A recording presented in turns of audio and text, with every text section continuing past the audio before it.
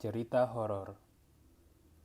Cerita seram seputar Mall Klender atas kerusuhan Mei 1998. Saat tragedi kerusuhan Mei 1998 terjadi di Jakarta, banyak sekali mall yang menjadi sasaran. Salah satunya adalah Mall Klender yang terletak di Jakarta Timur.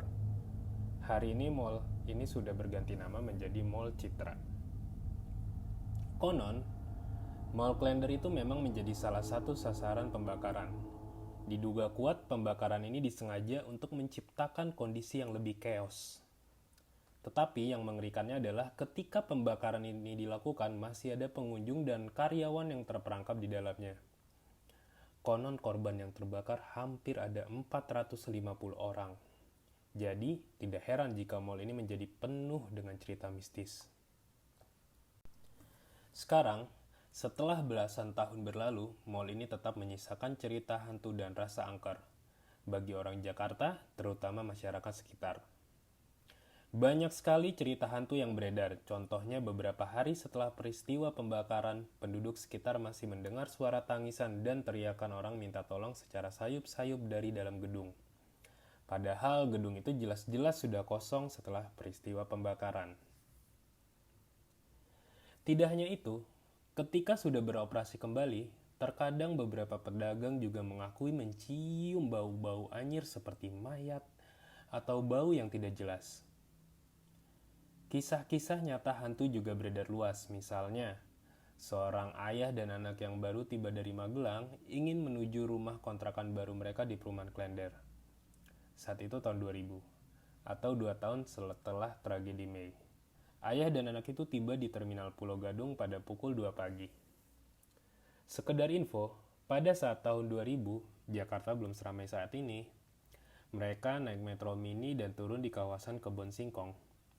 Setelah melewati berbagai perjalanan, akhirnya mereka sampai di halte untuk menanti angkot menuju Kampung Sumur.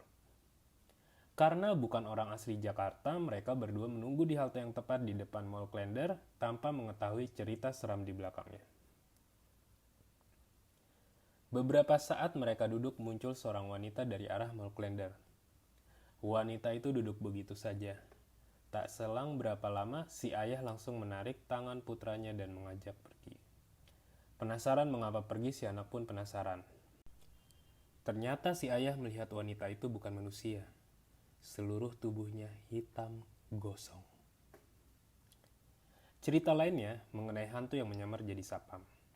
Saat itu ada seorang sapam yang mendapatkan tugas malam jaga bertiga bersama temannya. Saat tiba waktunya pusat perbelanjaan itu tutup, ketiga petugas jaga ini diwajibkan menyelusuri mal dari lantai teratas sampai lantai terbawah sebelum pulang. Entah bagaimana ceritanya, sang sapam ini tertinggal oleh kedua temannya yang sudah menuju lantai atas. Tidak ingin tertinggal jauh, dia langsung berlari menyusul. Ditemukanlah salah satu temannya di lantai 3. Mereka pun menyusuri lantai yang konon merupakan lantai dengan jumlah mayat gosong terbanyak ditemukan. Awalnya, dia tidak menyadari kalau ada sesuatu yang tidak beres, sampai beberapa saat kemudian dia pun sadar. Dari tadi, suara gema sepatu yang terdengar hanyalah suara sepatu dia. Dia tidak mendengar sedikit pun suara sepatu dari temannya. Temannya itu tetap berjalan lalu berbelok di lorong dan hilang dari pandangan.